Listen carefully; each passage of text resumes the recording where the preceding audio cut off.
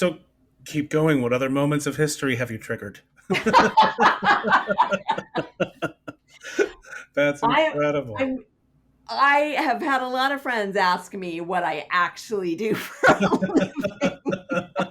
You're sworn to secrecy. You can't say. I'm gonna remain an enigma. I Um, I will burn this episode as soon as we're done recording.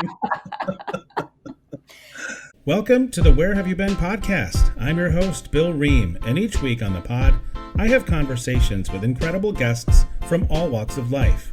Expect to hear funny, crazy, emotional, life-changing, and even sometimes life-threatening stories and experiences that will entertain and inspire you. As always, I appreciate your likes, subscriptions, ratings, and reviews wherever you are listening.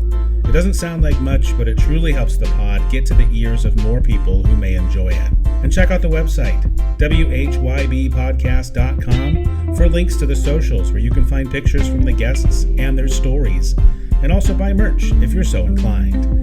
Now let's get to this week's episode. Thank you for being here. And welcome into another episode of the Where Have You Been podcast. I'm not going to say this time that I have a fantastic guest, but I do. I do have a fantastic guest with me once again.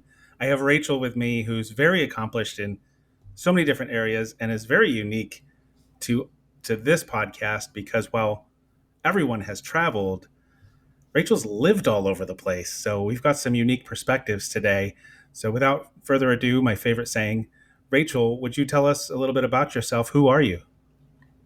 Sure. And first of all, I just want to say thank you so much for having me. So I'm Rachel Radway. I am currently based on the central coast of California, although I'm probably going to be moving soon because that's what I do. I am a leadership and executive coach who works with super smart, high achieving women who may identify as highly sensitive or highly perceptive or neurodivergent. It's a whole topic we could go into some other time.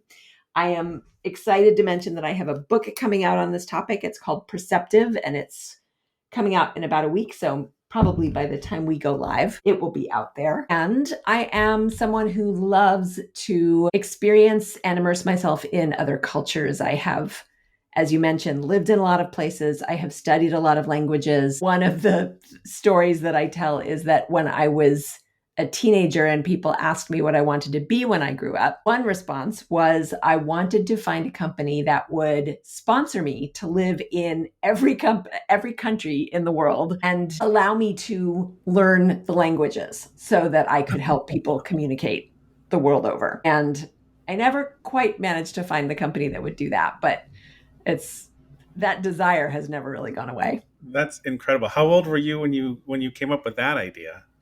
Oh, I don't know. I was tween years, something like that. I don't even remember. I did go through the typical, I want to be a marine biologist. I want to be a this, I want to be a that, but that one lasted a while. That's awesome. That's really awesome. So you knew from a young age. Well, we'll get into that in a minute.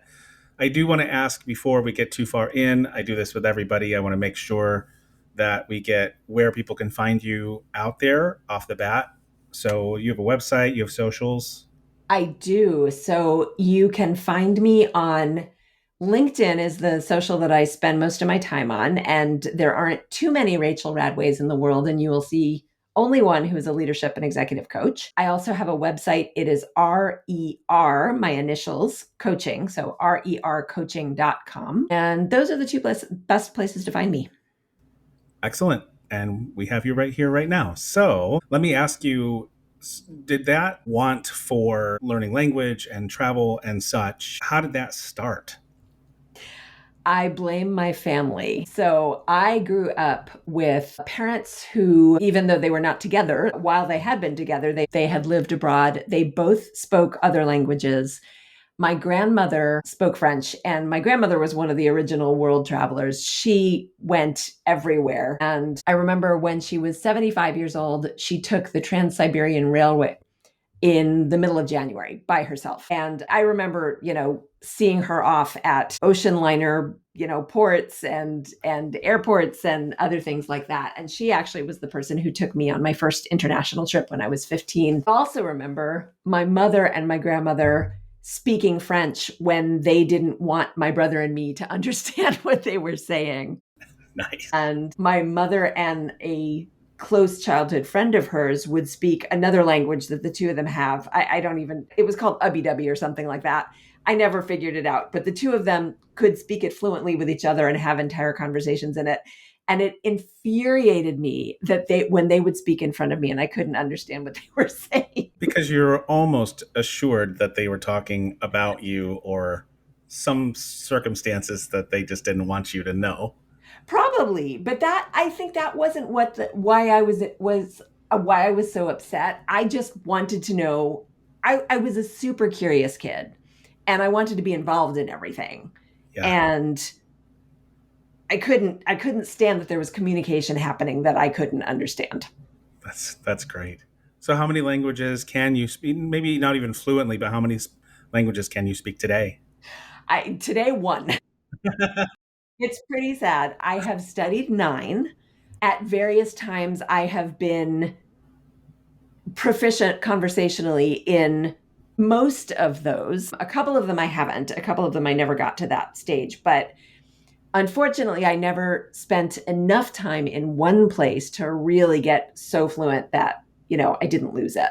Yeah, So I did study several of them for several years. And then there were a few that I studied for shorter periods of time. that's incredible. So, I would say rather than blaming your family, I would congratulate them. And your grandmother sounds like an inspiration. That's just awesome. She was definitely a character. And yeah, I have a lot to be grateful for. Fantastic. Well, we're moving right along. Without dragging our feet any further, I think we should just jump right into. And you can, again, I say this to everybody, you can do whatever you'd like with this. You can list places, but it's a lot to list. You can jump in with a story. You can be very regional or general. But I'm just going to let you kind of kick it off with Rachel. Where have you been? Love it. Okay. So typically, when people ask me that, I start with the countries that I've lived in as opposed to the countries that I've traveled to. First of all, it's a shorter list, so it's a little bit more manageable. Altogether, I have lived in, let's see, Russia, back when it was still the Soviet Union, Austria, England, New Zealand, Peru, Ecuador, Portugal, and Switzerland. And lived in, so I make the distinction on purpose between lived in and having visited, but it doesn't mean that I lived in all of those countries for years and years. Some of them I lived for, the shortest one was 3 months or 4 months. But I consider living in when you are, living in a home and figuring out, how to manage your meals and doing regular grocery shopping and other things like that. The one exception, figuring out how living like a local more or less. The one Okay. exception was in Russia, where I was on a study program where we didn't have quite that much freedom for a lot of reasons. And we still went out for meals sometimes, but we had regular meals in the hotel that we were living in. So Were not a lot of you grocery shopping. were you sort of relegated to where you could and couldn't go when you were there? In Russia, definitely. Yeah. Yeah. So this was in the late 80s and we weren't even allowed outside of the town limits. I was living in, I still think of it as Leningrad, even though it's St. Petersburg now. It was Leningrad when I was living there. We were not allowed outside of the city. There were parts of the city that we weren't supposed to go in. I remember one time, the first time I went to Russia, which was a couple of years before I ended up living there, where I ended up stepping out onto the street instead of walking on the sidewalk. And a military officer blew a loud whistle at me to get back into the street, back onto the sidewalk. So definitely there were places we could and couldn't go. Yeah, It was interesting. yeah, I'm sure. And then, so I wanted to know this before we get into some like real stories and experiences, because you've been so many places. Is all of that, besides your study thing that you did, Mhm. is almost all of it just leisure? Or was there work things that were related to it? Or, So every experience was a little bit different. I studied in Leningrad. I was also on a study program in Austria. It was actually a Soviet and Eastern European studies program. The program in England, I was able to get a temporary work visa for students. So it was while I was in college. And that allowed me to go and look for a job. They didn't provide a job and they didn't provide housing, but it gave me the legal ability to live there and work there. Same thing with New Zealand. There was a program that I was able to get a work visa through within a period of time after I had graduated from college. So they didn't provide resources for me other than the work permit, which would have been difficult to get otherwise. Other moves abroad were, well, the move to Peru and to Ecuador and Portugal, that's a whole story. Switzerland, I did move for a job. So it was really different in every case. Okay. And most of the rest of your just general travel that you didn't extend stay or live in Mhm. those places, pretty much leisure? Almost all of it. I did. So I was really fortunate in that I was able to do a few international trips for work. I've been to Australia twice, for example, out of Mm. my 3 times there on work trips for different Mhm. companies. And I also went to France and Austria on a work trip. But most of it has been, yeah, just personal interest in travel, It's kind of nice when someone else pays your way, isn't it? especially when you're flying all the way to Australia. Yeah, for sure. Yeah, absolutely. I have a story there too, which we may or may not get to, but one of my trips to Australia had a very large detour, which was kind of amazing. Well, we'll go for it. I have no schedule, so yeah, go for Okay. it. Well, this was great. So, this was the third time that I had flown to Australia, and I was actually there it was wintertime there, so summertime here. And I was there to hire a team member to bring someone onto my team to do some interviews. And on the flight back, there was some plane trouble. And it went on for a while, and they finally said that we needed to land. And we landed in Fiji.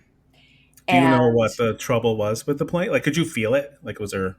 no, I mean it wasn't like, the plane started shuddering and jumping up and down or anything that scary, although it was definitely nerve-wracking. We could smell something, we could hear things, we knew something was wrong. They never told us actually what the ultimate problem was. Of course not.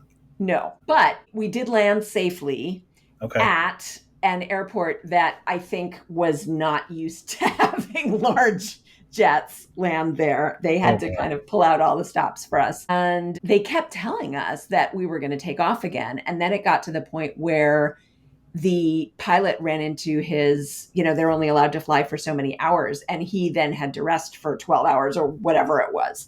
So we had to stay. So darn it, like we're forced to have an unplanned mini vacation in Fiji.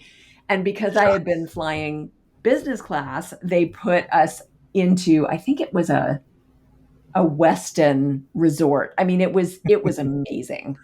I Nice. have never been to Fiji. It is not a trip that I would have been able to make on my own. I'm not generally a tropical island beach person just because I burn really easily. You and me both. Yeah, so it was amazing. The place was gorgeous. I had basically something like 36 hours just to kind of hang out Wow. and couldn't work, couldn't do anything, sent a couple of emails saying, "Oops, not coming home," when I said I was. The funny part was that it was the end of my business trip. So I had a bunch of clothes for wintertime in Sydney, and they were all dirty. So, like, it was all laundry, in my suitcase. What I was not prepared for was regular daily life in Fiji. Sure. So I actually had to buy a bunch of clothes just to walk around, the Yeah. island, because I had zero appropriate things with me. So that was kind of funny, Oh but my it was gosh. great. It was amazing. Oh, I'm sure. That's that's probably the best possible plane detour story you could possibly have. Absolutely. I was so fortunate. It was amazing. And every part of it was good. I met a couple of amazing people. The food was fantastic. It was wonderful. And there's a question for you, and I think I might know the answer. You said that you're typically a little bit more introverted, right? Mhm. But when you're traveling to a place, do you find yourself engaging with other people, whether it's locals or other travelers, or because of that you really do kind of typically keep to yourself? It really depends. When I was younger, I mean, I did a lot of traveling in my 20s and even in my late teens, and I met people all the time. all the time, everywhere. And I still have a lot of friends abroad. I think it gets harder as you get older. At most of my traveling, I've done alone. Depending on where you're going, often a lot of the people around you who are also traveling are in couples or pairs or friend groups or families. And it can be harder for a single traveler to meet people. So kind of depends on how I'm feeling and, where I am and what's going on. And I will definitely reach out and talk to people if they seem interesting or if we share some sort of, something that's going on, or people at the place where I'm staying. But not always. If I'm feeling tired or just feeling like I want to just relax, I'll keep to myself a little bit more. Yeah. Excellent.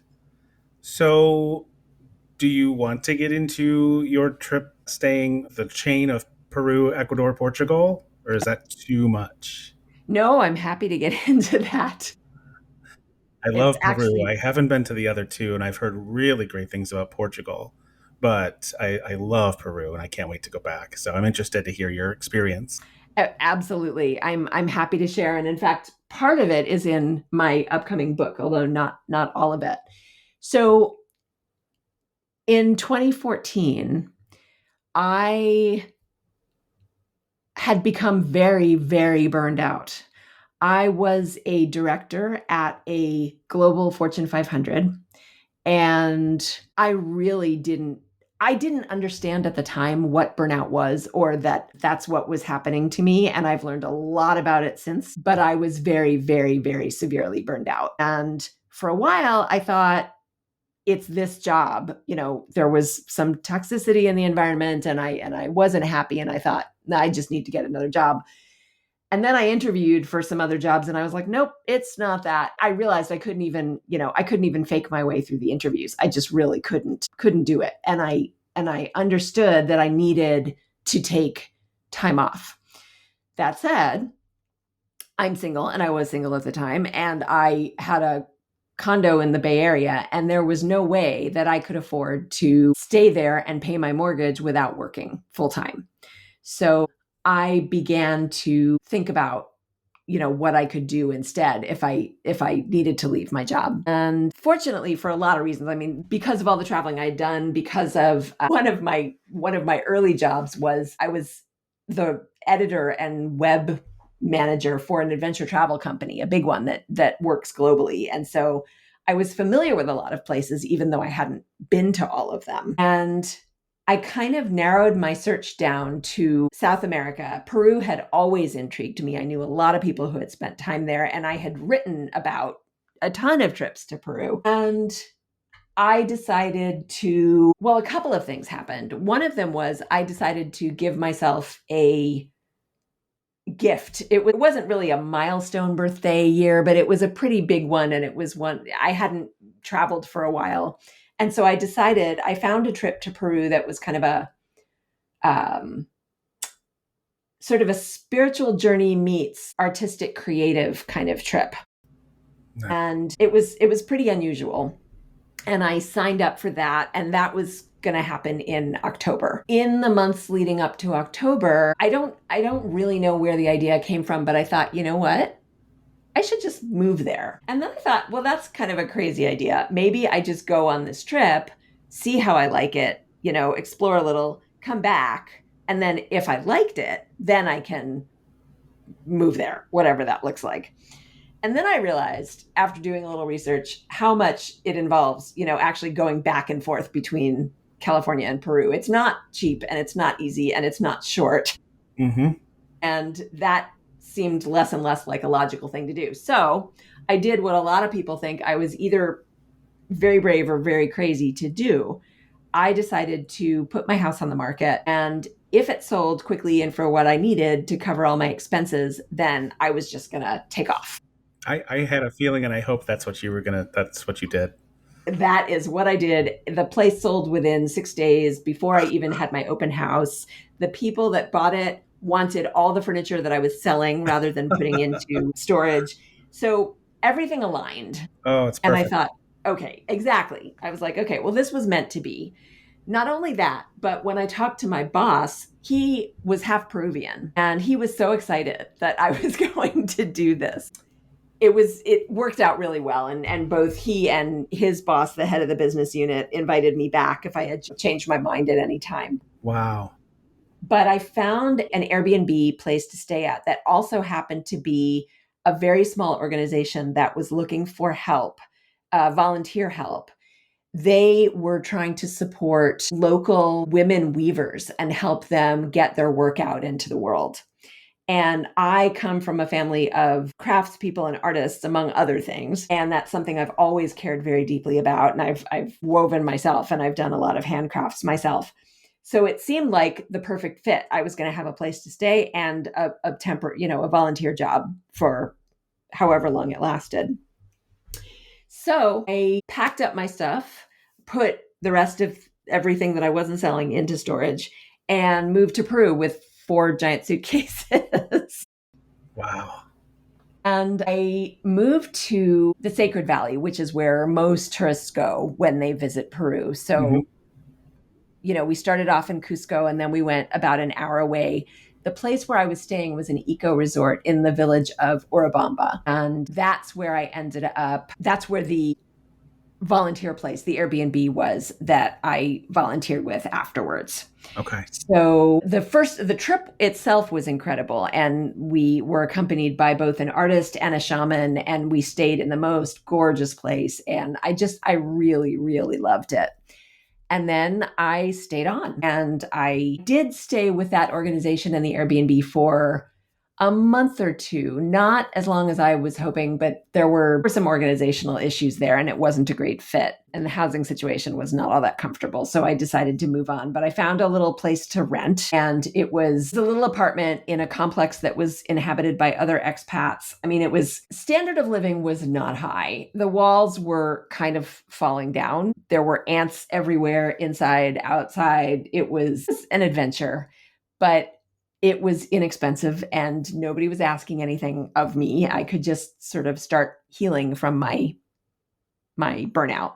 Sure. And the cost of living itself there is so much less than, the US dollar goes a long way, Exactly. we'll say. Exactly. And that's exactly what I needed, because I really wasn't capable of working at that point. So my biggest areas of focus were A, recover, and B, really learn Spanish, because I had studied Spanish a couple times before, but I had never been in a situation where I had to speak it.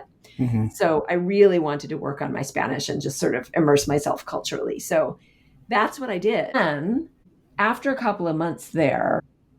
Well, tell me, while you were there, what kind of experiences did you have? Tell me, you had to have some really amazing adventures, I hope, or at least some really impactful travels within Peru. I did. I'm going back and thinking about timeline. I mean, I didn't have a lot of adventures, I would say. Did the first journey with that group, the sort of spiritual creative journey, was amazing. And that was my introduction to Peru. So we went to, Sacsayhuaman, and we went to Machu Picchu, of course. And I will say that I personally did not have, Machu Picchu is amazing for all kinds of reasons. I know people who have had all kinds of experiences there. I didn't. It didn't really do anything for me. Mm-hmm. Where I did have some experiences were on the islands of the sun and the moon in Lake Titicaca. So where Peru meets Bolivia on Lake Titicaca. I hired a private tour guide and went there a couple of times, and went to a couple of other islands on the lake as well. There's an island called Tequila, where only the men are allowed to knit. Women are not allowed to knit. And it's a beautiful place, just, gorgeous scenery and lots of woolen items for sale. Yeah, yeah. And I also went to, so the tour guide, his family lives on the Oros Islands, the floating islands in the lake that are built on reeds, with and on reeds. And so all of the housing structures on the islands are built of these reeds. And I've forgotten a lot of the words, but I stayed in one of those little huts overnight. Wow. For once. And that was just amazing. I mean, there's no electricity, there's no anything. It was freezing cold. Oh, gosh. But I mean, it was such an incredible experience. And just seeing how people, live there all the time was a lesson. There were also, I was on the island of the sun on the summer solstice, and a couple of things happened, actually both on the islands of the sun and the islands of the moon. And again, I'm forgetting a lot of the specific names, but on the island of the sun, there was a ceremony that hadn't happened for many, many years. There was a totem that had been taken from the island natives generations before and was actually being returned to them. And I was there for the ceremony, which Wow. was incredible. But even before the ceremony, I was there, almost alone. There were a couple of people there waiting for things to happen. And I stood in these little sort of cutout places. I don't even know how to describe it, in the ruins on the island, in one of the Temple of the Sun. Mm-hmm. And I could feel the energy. I mean, it was just waves of energy coming out of it. And if you're sensitive to that kind of thing, I mean, it was, I can't really describe it. It was sort of a indescribable experience. Yeah.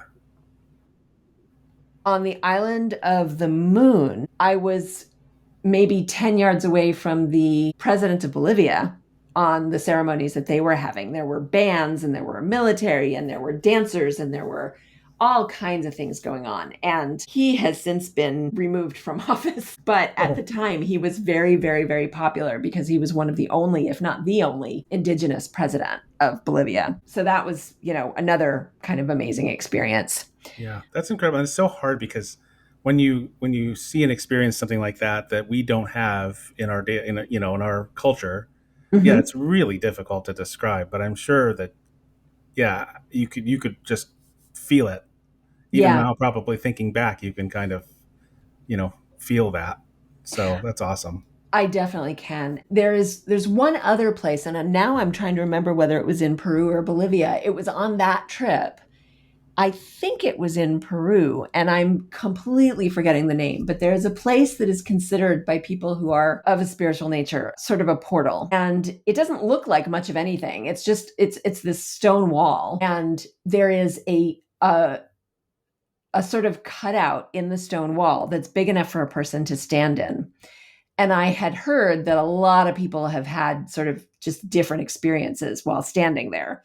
I had no idea what to expect. And this was before I went to the island of the sun.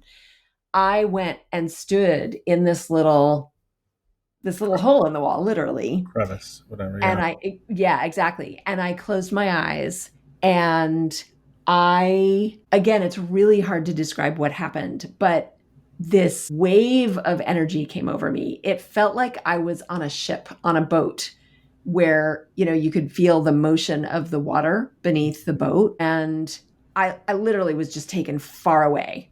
I didn't see anything. I just felt like I was on a boat. And what was fascinating was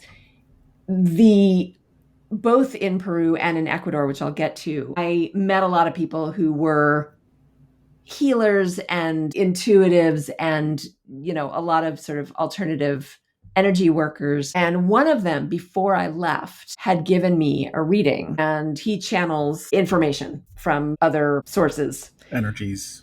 Entities. And one of the things that he told me was that Lake Titicaca was where my soul first came to this planet, and that there were powerful connections and energies waiting for me there. And I came by sea. And so, am I suggestible? Sure. Did I have any idea? I mean, it was weeks later that I was actually on the trip and felt like I was, on this boat and had the rocking motions. I don't think I'm suggestible enough to make myself feel that way, because I've had those motions on boats before. It was just bizarre. That's very so powerful awesome. Experience. So awesome. So those were my adventures in Peru and Bolivia. And then I moved to Ecuador. Okay. So several people that I had met in Peru suggested that I visit Ecuador. And of course, I wanted to visit anyway, but they thought that I might find some places to live there. One of the things about Peru, as much as I loved it, I didn't want to be in Lima or any other big city. I didn't particularly want to be in Cusco, as lovely as it is. But where I was, it was a lot of, so I was in my 40s when I did this. There were Mhm. a lot of really young people, like just out of college, who were, doing their let's travel the world before we settle down kind of thing. And there were much older adults who were retired and had plenty of freedom. I still needed to, at some point, get back to work and, earn money. And I was alone. And so the combination of being alone and in a weird in between age meant that I didn't meet a lot of people who were like me or, Mhm. that I became very friendly with. A few, but Yeah. not a lot. And it was socially, it was a little bit hard. Yeah. Um, and I was told that I would meet a lot of people and find more community in Ecuador. So I took a trip and I went to, again, I knew that I didn't want to be in a big city like Quito, but I went to Cuenca, where just about everybody told me I was going to love it. And then I also went to Vilcabamba, which is a little tiny town of 5,000 in the Ecuadorian Andes. I liked Cuenca. I liked things about it. I didn't love it. And it just didn't feel right. Vilcabamba also didn't feel right the first day until that night. I went the first night of the first day, and I really didn't encounter a lot of people during the day either. That night I went out for dinner, and in this little tiny restaurant, there was a table of three women who they were a little bit older than me, but not much. And it sounded like they all lived there. And it turns out all three of them were single. They did all live there. I walked over to them after I had finished eating and I said, I'm so sorry to interrupt, but I'm here visiting. Would you mind if I asked you a few questions? And they invited me to join them. And we talked for a very long time. And then one of them introduced me to some friends of hers who came in later. And I ended up seeing them several times over the few days that I was staying there. And it felt like a really warm, welcoming community. So I went back to Peru and packed myself up and moved to Ecuador. Wow. Great to have the And ability to do that. yeah, I know how fortunate I was in having that freedom. Did you have a plan when you went back to Peru? Did you already have a place kind of set? Did you set that up ahead of time or did you go get your stuff and kind of wing it? So a combination. I talked to several people while I was there before I went back to Peru. I didn't have anything specific set up, but it didn't take too long for one of the people that I had met to introduce me to a connection who actually had a place. Mhm. So I did have a place set up by the time I got back to Ecuador. It turned out not to be someplace I wanted to stay for a long time. It was one of the wealthy locals, there weren't very many of those, who catered specifically to tourists and therefore charged more than everybody else. And for a variety of reasons, it wasn't necessarily a place I wanted to stay, but it was a good place to land.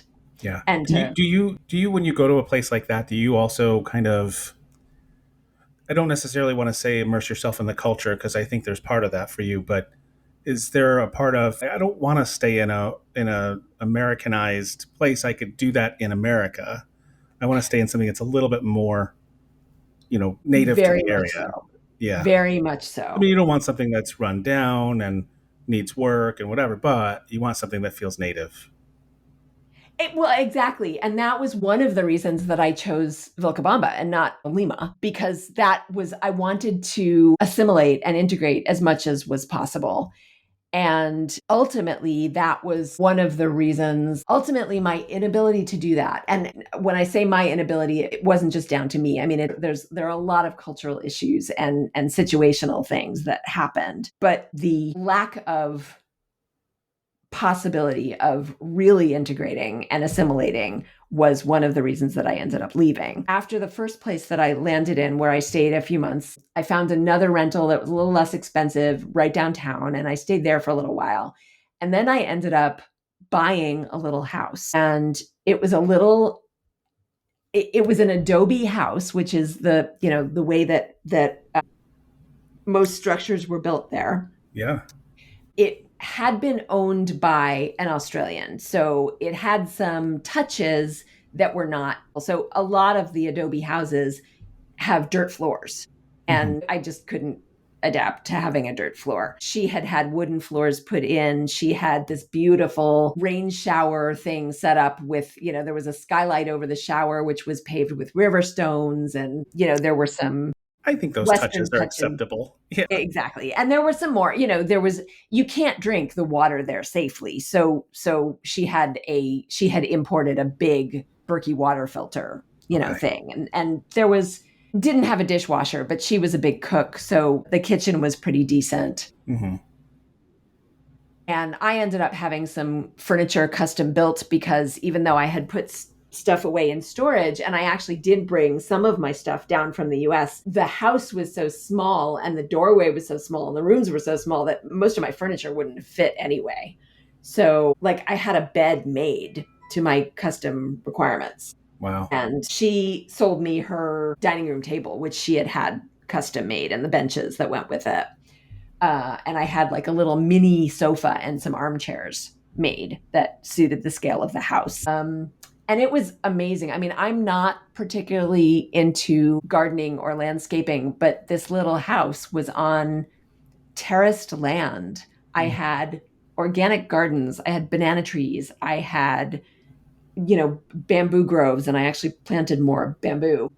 I had to hire a gardener to take care of all of it because it wasn't something I could do myself. And I put in a whole irrigation system because schlepping up and down all of those terraces with different, heavy hoses and trying to get everything, it was just more than I could handle. So that was a whole experience. I even had some construction done. I had a little extension built on the tiny house for a room that was going to be my office, where I could put in a desk and a chair and actually do work. And that was all made of Adobe. And I had to manage that whole thing in Spanish. And it was... How'd you do? Well, I was a usable room. We had some interesting... So the person I hired had come highly to manage the project, to oversee the laborers, had come highly recommended. It turns out that he had never been a foreman before. And there were some areas of knowledge that were missing. The window height, for example, there were things that we had to just, redo multiple times. And, it was an adventure. Plus it's Adobe, and Adobe is exposed to the elements, and there was a roof that was overhanging the whole place, and the floor structure was in place, but he didn't know enough to make sure that the walls were kept back from exposure to the rain. I mean, silly things that he should have known. Yeah. So there was a lot of back and forth. Yeah. And maybe some extra work, but it got done. Yeah. And it was a place that I was able to, to work from. And how long did you stay there? About a year, a little less, wow. in that house. Was that one of your longer stays in a place that you lived for longer term? It was. Yeah. And I would have stayed for longer. I had planned to stay for longer. Certainly, I had to put in a security system, which cost more than everything else I did put together. And with all of those investments, I had definitely planned to stay for longer. Unfortunately, there were a lot of security issues. There was a sort of local... We'll call it a local mafia. It's a little more complicated than that, but just for lack of a better explanatory term. Mm-hmm. And the boss was my next door neighbor, and he had originally owned the land that I was on. He owned everything around my land. The person who had lived there before me had bought it from him. And so he owned everything on all sides. I was told, just make friends with him and you'll be safe. The problem was, he didn't speak any English. My Spanish was, not bad, but not super fluent. And he wasn't around that much. And it was hard to, they didn't invite me over to join family parties and stuff. So there were things going on in the area that were concerning. There was a young tourist from Australia who was actually raped on my street a little bit further down. Oh my gosh. There was a series of really, really violent things that happened to expats whom I knew, because you couldn't be there and really not know them. There was a 70-year-old woman who was attacked and hit over the head with a tire iron and ended up dying from her injuries. Oh my gosh. And she had already given them money and they just wanted more. And then there was a friend of mine who was shot in the face multiple times and basically had to have his entire face rearranged. There was another man who they tried to burn him out of his house. He was hiding under his bed to get away from, I don't even know what, and they threw lit matches into the room onto the bed. Oh my gosh. Yeah, that's probably enough to, and sounds like there might have been more, but that's enough to make me want to go. Yeah. Yeah, exactly. And as as a woman alone who was, I'm blonde and I've got very pale skin, and it's not always easy to tell when someone is paying attention to you because they like you or when they're paying attention to you because you're a foreigner with hypothetically money. Mm-hmm.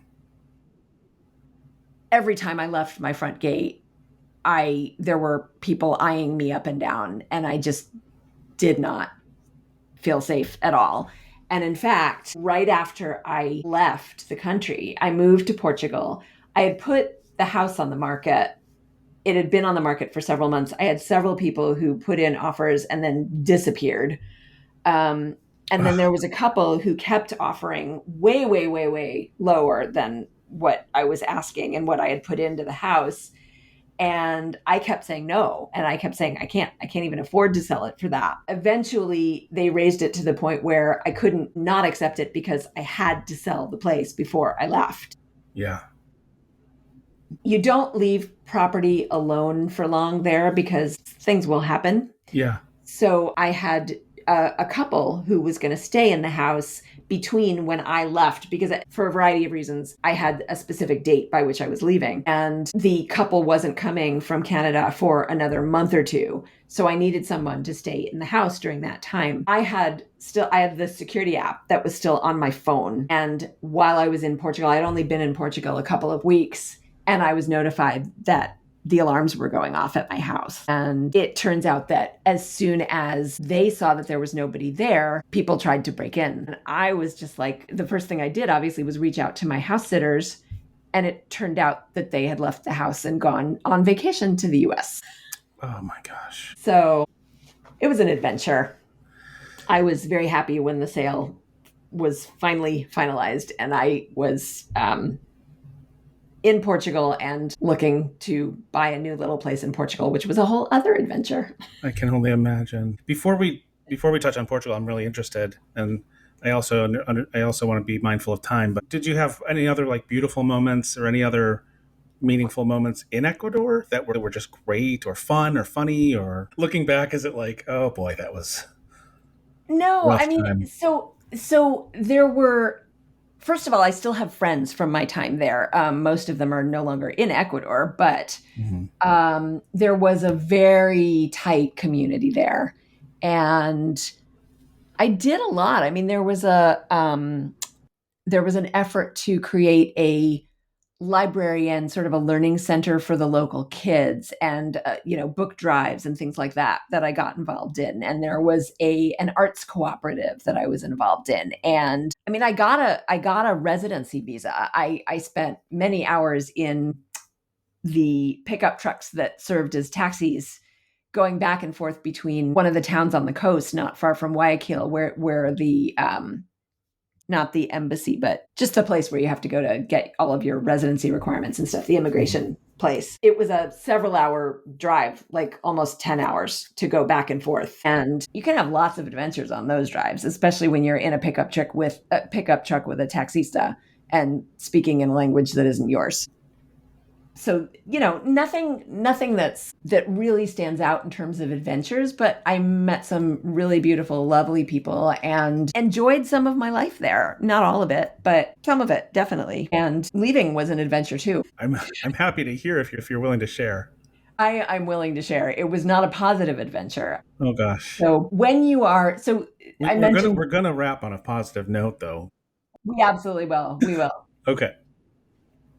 So you make friends with taxistas there because they are more than just taxi drivers. They help you move, they help you go shopping, because the biggest supermarket is in the town that's an hour away, or if you need to go to the dentist or, other medical care, anything like that. So you find in this little tiny town of 5,000 people, there were at least 4 taxi companies, and each taxi company had a whole bunch of taxis.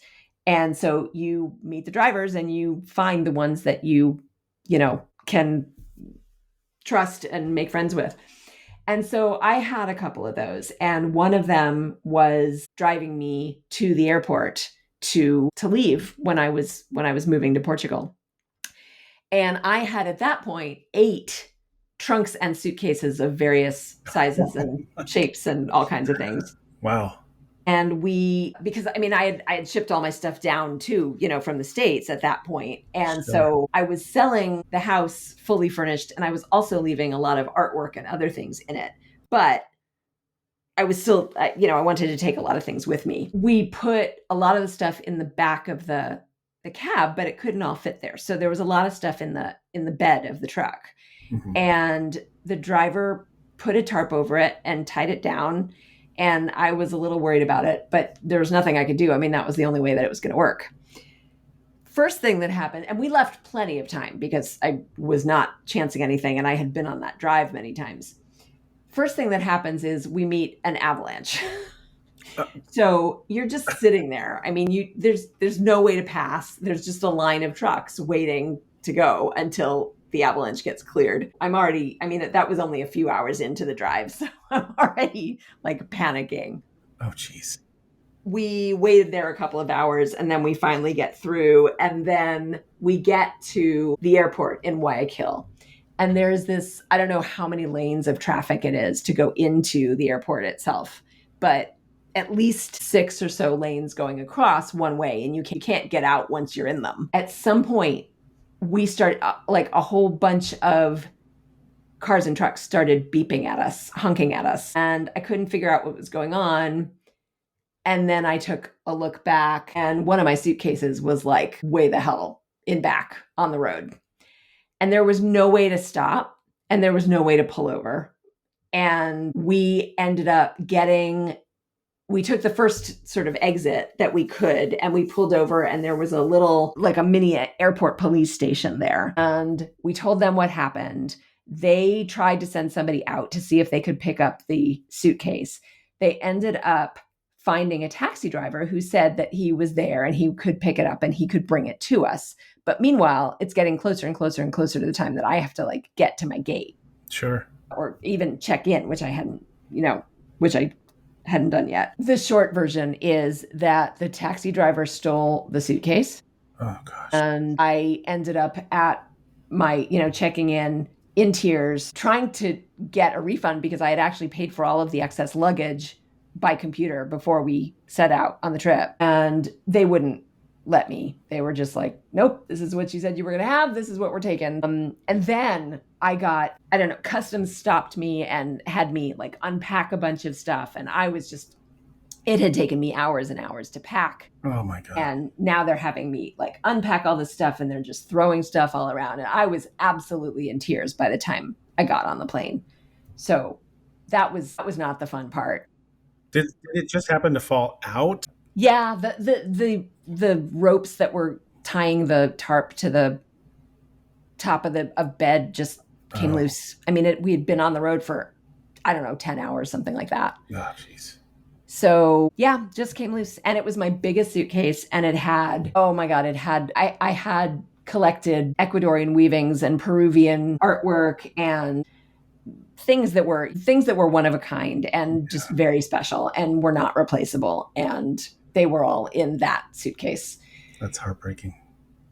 It was not fun. The coda to that is a couple of months later, when I was settled in Portugal, I got a Facebook message with a photograph of my suitcase and the text, "I am your suitcase." Now, I'm pretty sure that he meant I have your suitcase. I hope so. And I got all excited and I thought, okay, well, this is challenging because, you can't just send an unaccompanied suitcase across the world, but I still have friends in Ecuador and I have, people who might be able to help me figure this out. And so I thought the guy was actually trying to be helpful. And I reached out to some of my friends and I said, can you help? Is there any way you can help me get this over? And then it turns out that he was trying to ransom the suitcase back to me. Gosh. So I was just like, you know what? I hope you enjoy the size 9 women's boots. Ecuadorian women tend to have very small feet. It wasn't going to fit anybody there. Oh, goodness. My prescription like boxes of my contact lenses were in there. I mean, I was just like, enjoy, whatever. So that was sad because I had to grieve the suitcase all over again a second time. But I did have some amazing experiences in Portugal, and I learned a whole other language and traveled a little around the country, and it was really beautiful. How long were you in Portugal? I was there for 1.5 years. Oh, good. And so I actually bought a little tiny apartment there about a block away from the water. And I was in that apartment for about 1 year. And that was another experience where I had to do construction. The place hadn't been updated in like 30 years. And I had to do major construction on the bathroom and on the kitchen and do it all in Portuguese. Jeez. And what's the cost difference there? Is it also cheaper there than it is in the US? Well, so keep in mind, this was in 2016. Okay. And I have a feeling things have changed a lot in the past, 9 years. That makes sense. It was become more popular, right? Very much. It was already popular, but it's become a lot more so. Mm-hmm. It is definitely still one of the less expensive countries in Europe. Mm-hmm. It was definitely more expensive than living in Latin America, but cheaper than the US. So somewhere in the middle. Yeah. Well, in the interest of time, I won't ask you to go into great detail of Portugal, but please tell me if you have a story or two that stand out to you when you were there.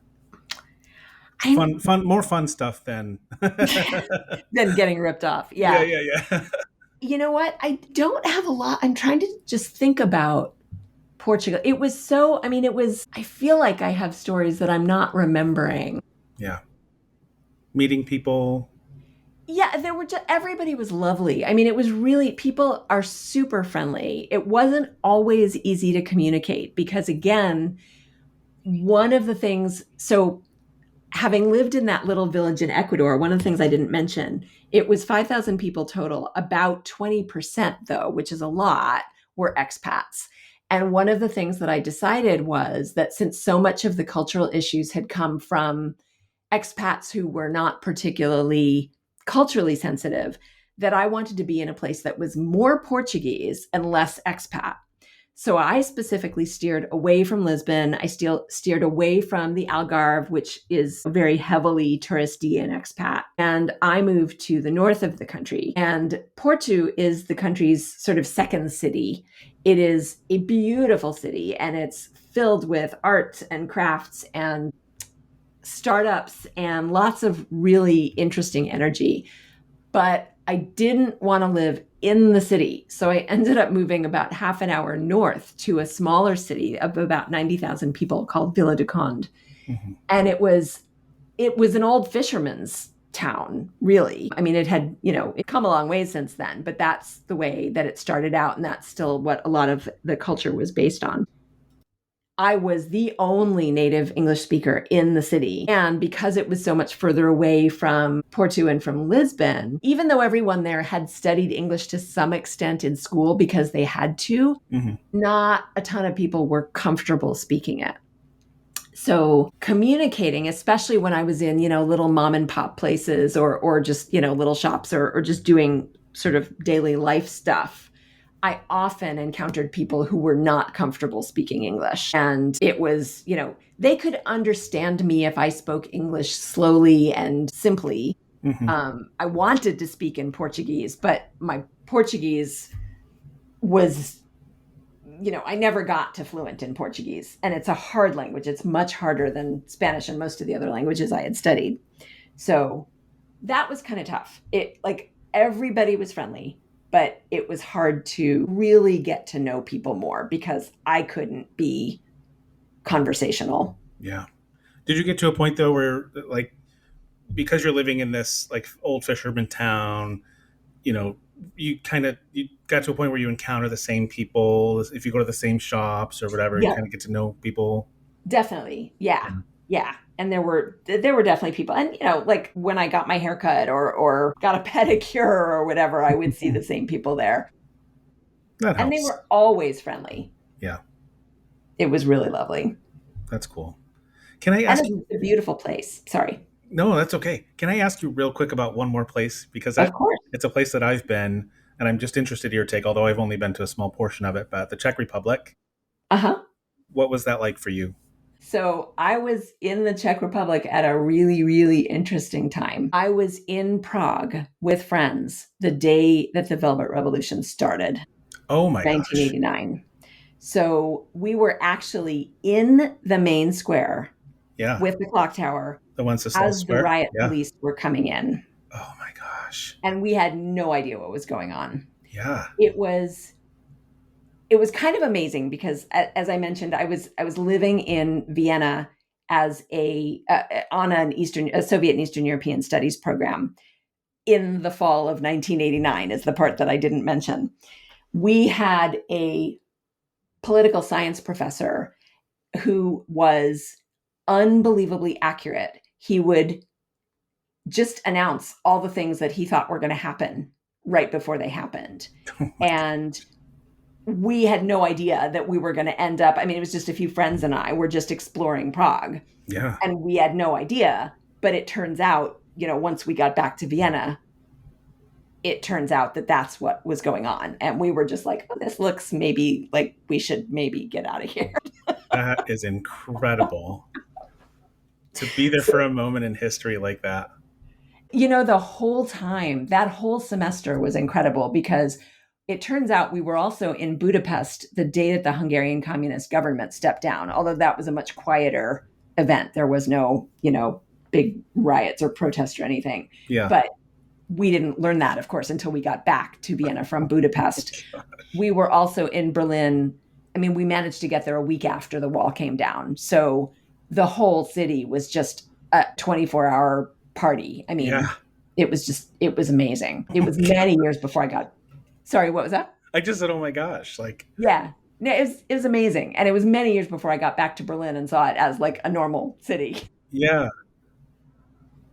We were also in Azerbaijan as part of the study program. We went there with the group and we went there in the middle of the week. And it turns out that the Saturday before and the Saturday after, there had been major, major, major protests in the square right outside the hotel that we were staying in. So I'm really glad that we managed to avoid those because that would not have been a fun thing No. in the middle of. But it was an amazing time to be in that part of the world. So keep going. What other moments of history have you triggered?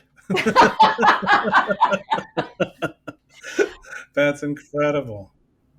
I have had a lot of friends ask me what I actually do for a living. You're sworn to secrecy. You can't say. I'm gonna remain an enigma. I will burn this episode as soon as we're recording. I did manage to end up in Częstochowa, Poland on All Saints Day, I believe, which is, so this, I think that the cultural, that the rites have changed since I was there. But at that time, it was like the one day a year or one of the 2 days a year that the Black Madonna was unveiled. And I was there for that, which was kind of cool. But yeah, I'm gonna stay silent on anything else. Yeah. And I know your name's not really Rachel, but we'll just stick with that for now. There you go. It's what I go by. Okay. I think we should probably do our 5 questions. And if anything pops into your head while I'm doing this, feel free to jump in. But Okay. Are you ready? I am ready. Okay. We didn't really talk at all about food, but I want to know of all the places in the world that you've traveled, even if it's places we did not mention, you cannot say your own home, but where is the best meal you ever had? So that doesn't have to be a restaurant, can be anywhere, but just not in your own home. Oh, wow. Where is the best meal that I've ever had? And you can pick that in I've any had way you want because it doesn't have to be the food was the best. It's just the best, you know? right. Just so memorably, when I was living in London, one of my first friends, the first friends that I made because I was working there and it was a guy that I worked with. He was Pakistani and he came from an area in London called Southall that was very heavily Indian and Pakistani. And he knew that I loved Indian food and he asked if I trusted him and I said yes. And so he took me to a little hole in the wall restaurant and he ordered everything in, I don't actually know whether it was Urdu or something else, but he ordered everything in a language that I didn't understand. So I had no idea what he was ordering. The only constraint at the time was that I was vegetarian. So that was fine. Mm-hmm. He ordered a whole bunch of different dishes. They were, to a dish, unbelievable. They were amazingly delicious. And they were the hottest friggin' foods I have ever eaten in my life. And tears were streaming down my face as I was eating the food. But it hurt so good. Not only was it so good, and I mean, we went through bottles and bottles and bottles of water. Tears were streaming down his face too. So I felt much, much better about it. I held my own. And I've never had food like that anywhere else. I mean, it was incredible. And I couldn't tell you at all what I ate, but it was absolutely amazing. Wow. And I've had that experience, not to that degree, but I've had that experience of it is so good, but it is so spicy, hot, but it's so good. And, got to push on and get through it. Oh, yeah. There was no way I was not eating that. Absolutely. I mean, it was just amazing. Okay. Maybe my favorite question of all of the places in the world that you have been, I offer you a free trip. You turn it down. I don't want to go there again, or I don't need to go there again. Where would you not go back? Azerbaijan. Okay. That is a place where I did have adventures and not necessarily the fun kind. Again, I don't really know how much things have changed. I've seen videos from Baku, for example, the capital of Azerbaijan, and I think it has changed dramatically.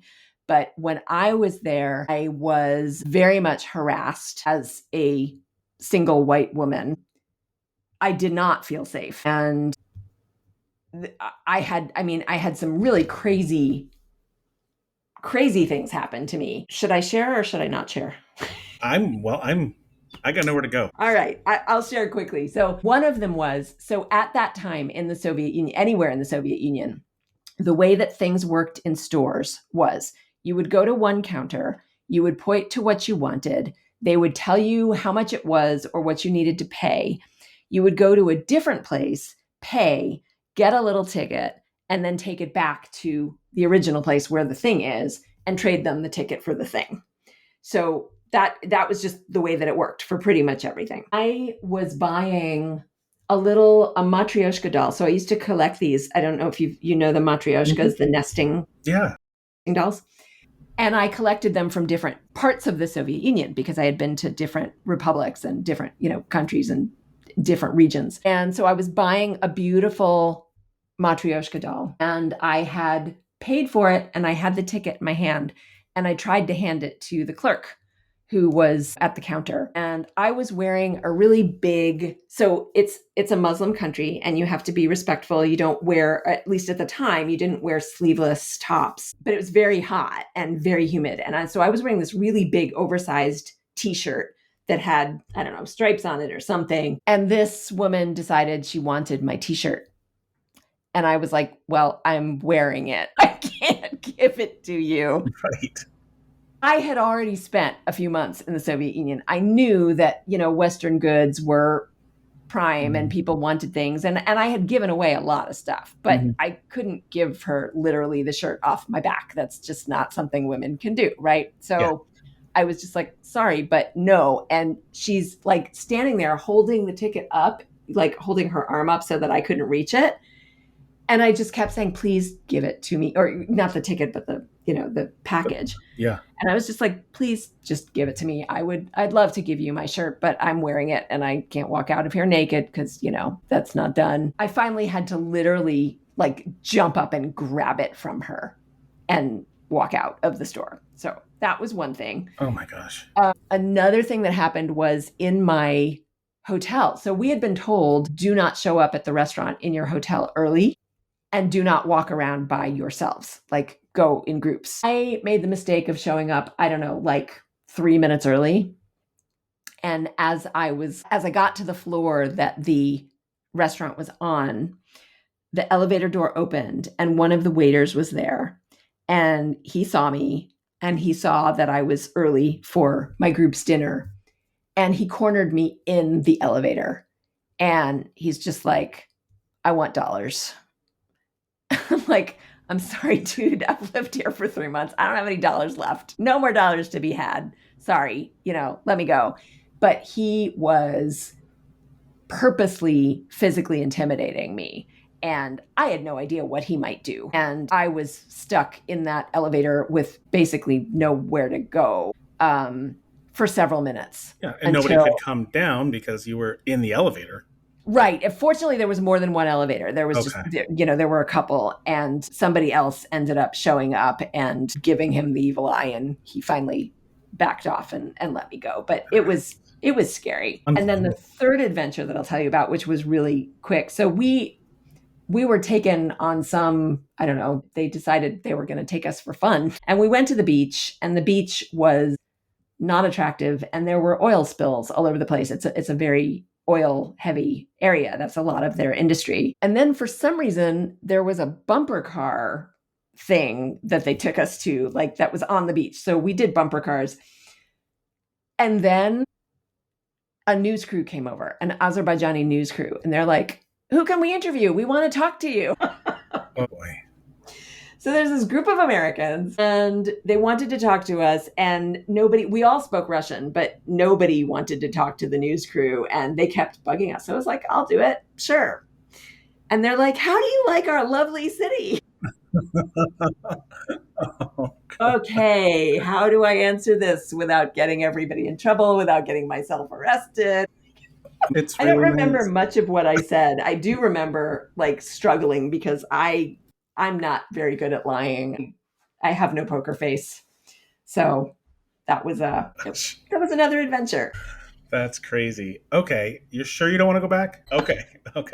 We'll cross that off. All right. Question 3. Just flipping it. So of all of the places that you have been, where do you absolutely have to go again? So many places that I have to go again. I love Ireland. I've been there, I think 8 or 9 times. I will never stop going there as long as I can. I love Scotland. Will you live there? I would love to. It's not easy. Yeah. Little details like immigration. I've looked into it. I'm not eligible in any easy way right now. But if I could, I would. I also love Scotland, and similar response. I would definitely live there if I could. I would love to go back to New Zealand. It's been many, many years since I was there, and it's an amazing country.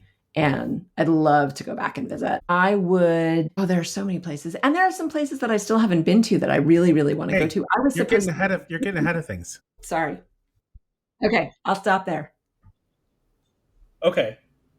Well, there you go. Question 4 is, of all the places in the world that you haven't been, where do you have to go? Turkey is just one of many. And I was supposed to be there in April this year. A friend and I had signed up for a trip that we were going to go on together 2 years ago. And then just things happened in my life and I couldn't go this year. So she just came back, and I'm super envious. And it is definitely one of the many places that I still want to get to. Nice. Yeah, I've heard Morocco. Very good things. Sorry? I've heard very good things. Yeah. And Morocco is another one. And there are still others. Yeah. This has just been wonderful. I need to know, the last question is, where are you going? So do you have anything planned for sure? I don't believe in for sure anymore. I actually moved my Turkey trip out to next year. It's unclear whether I'm going to be able to go or not. There's a lot going on right now, and my book launches next week, and I have to work on that and some other things. So this is probably not the year, but it does make me sad because I actually haven't traveled internationally for 5 years now, which is highly unlike me and makes me a little stir crazy.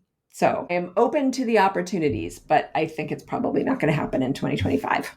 Will you travel at all, even regionally, like for the book? Not for the book, although I'm probably going to be moving soon Yeah. regionally. So I'm on the central coast of California right now. I'm probably moving back to the Bay Area. So that's several hours north of where I am. And, I have family on the East Coast, and I may definitely be traveling within the country. Yeah. Well, good. I mean, at least get away a little bit when you Yeah, can. So exactly. anything we missed? Well, no, let me take that back. We missed a lot. There's a lot that we didn't talk about for sure. And I'd love to have you back sometime down the road. We, That hopefully could do this again. that would be amazing. I'm just realizing we didn't talk about Nepal and Tibet at all. Oh gosh. So Oh boy. Yeah. probably some other places too.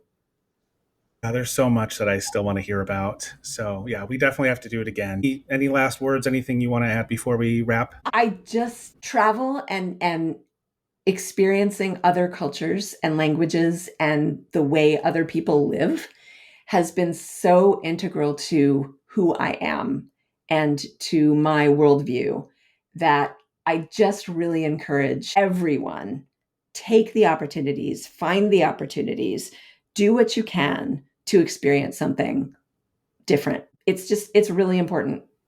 Yeah. We've talked about this on other episodes too. It's like you don't know what you don't know until you Mhm. experience it. And when you live in some sort of a bubble, which is maybe fine for you, maybe it's fine, but at least take a chance and get to know, just to realize how much more is out there. And same as you, for me, it's the same. Once I experienced other cultures and saw how other people lived and tried to immerse myself as much as I can, although I wasn't living in places, but it was life changing, absolutely life changing. It is. I won't get political. What I will say is that there are decisions being made by the current administration that are based on a vision of this country that no longer exists. And this country itself has so many cultures in it. That's how it was built. Exactly. And the bubble it might work for you, but it's not reality. And the more we can learn about all of the other realities that are out there, the more peace we can have and collaboration and cooperation and, functioning country. Yeah. Maybe be a little more uplifting and positive. Yeah, Yeah, exactly. I agree.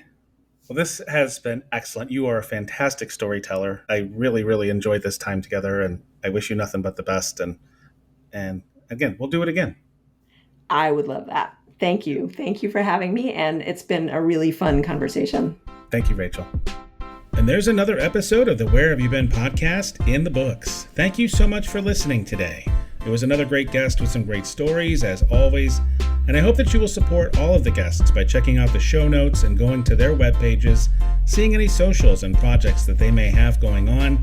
And please, again, I'll ask as always to like, subscribe, rate, and review the podcast. It really does help to allow the podcast to grow and reach more people, and I appreciate you for doing that.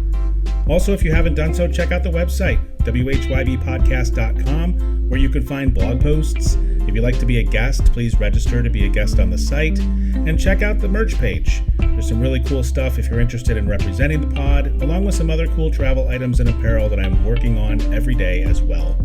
Join me again next week for another great guest with more incredible stories.